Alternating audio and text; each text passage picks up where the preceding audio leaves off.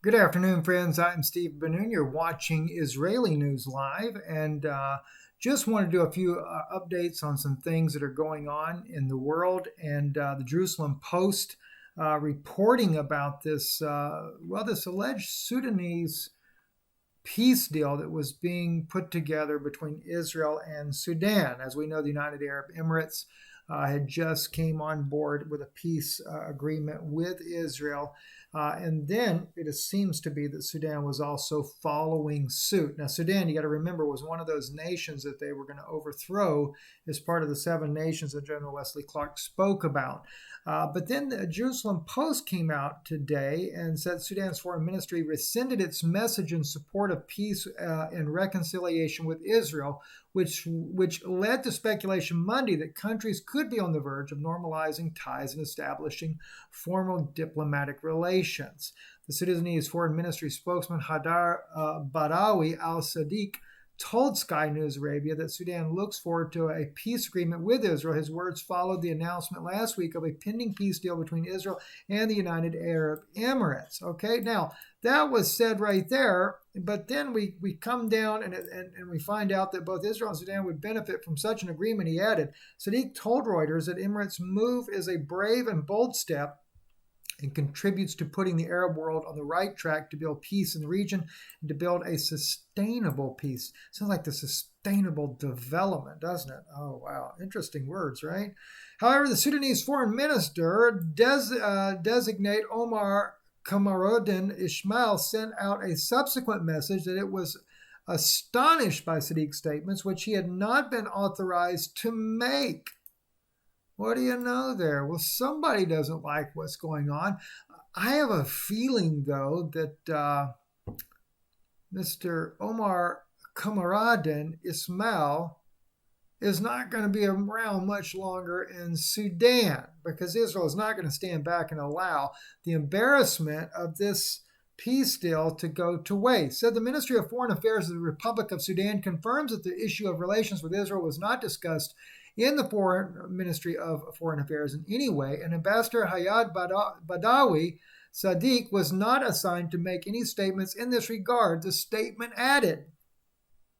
Gonna have to watch that pretty closely. I am very curious to see what's going to happen.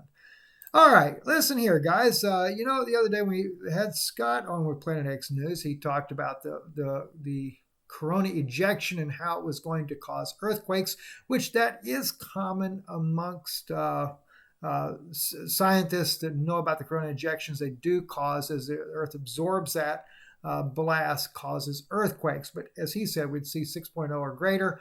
We also see, in this case here, alert level 1 is raised over the volcano, which means a steam-driven explosion, volcanic earthquakes, and minor ashfall can occur.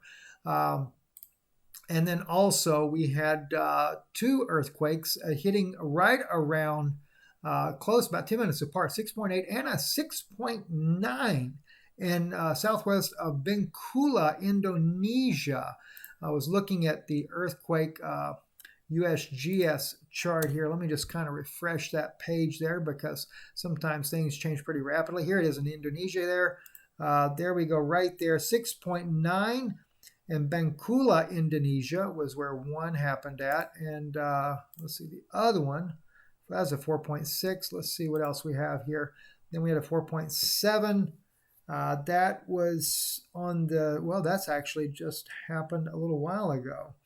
But, I kind of got curious because, we have what they call that ring of fire. And yes, we did have some more quakes. This one here, let's see, that is a 3.5 in Sandpoint, Alaska. That happened, early this morning over there already. And our time here. And let's see, 3.8. What's the one in behind that there? Let's see. Well, we got 5.0. 5.0, that is, if I got the time right, that was yesterday. Happening also there, right there on my little tips there in Alaska. And then we had over here in Nevada, 3.8. Then on the coast there of California, Northern California, 3.8. Several of them up in that area there. 2.6 getting a lot smaller. You don't really even feel a 2.6. 4.7 though when you get down And that was yesterday as well out in Revilla, Gigido. And then we had also in West Texas, we had an earthquake, small one, 2.6, and again 2.5. Those could be from fracking, though, as far as the ones that are going on there. Let me kind of zoom in here on the United States there. Oh, wow, there's some I didn't even see there. We're looking over here at Utah. No, Idaho, sorry, Idaho. Several of them in Idaho, all of them little tiny ones. Then here we are, this right here in Nevada, there were 3 of them. And again, 3.8. That one happened just a little while ago. And so they've got quite a few up there. But let me go up here to Northern California there. That's what I wanted to look at there because, yeah, there we go right there. Wow, you do have a whole bunch of them right in there. My goodness. Yeah, 4.6. That's Willits everywhere around there. 3.1. I guess these are aftershocks happening. 2.5. 3.8, and then another 3.6, 2.7. The only earthquake I ever was in was 4.6, and you feel like the ground's moving around you a little bit, but that's the only size I've ever experienced myself.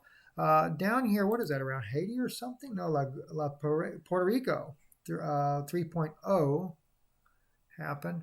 And so that's about all that I've seen right there. You got something way off here off the coast of Africa. Wow, 5.8. That's pretty big. That was yesterday as well. That's kind of an odd place, it seems like. Off the coast of South Africa to the east there. Well, it's on a fault line, though, sure enough. So anyway, I'm not the brains on that. But, also when I was looking at the USGS, they still have this article up there about North Carolina's 5.1 near Sparta. And that was a pretty deep quake. I think like 2 miles down, 2.3 miles down inside the earth there. So I guess it's a little bit harder to feel it when it's that deep in the earth there. But to give you an idea, it's right there near Virginia's border, way up there in North Carolina, northwest of Greensboro or northeast of Asheville, North Carolina, on the line there.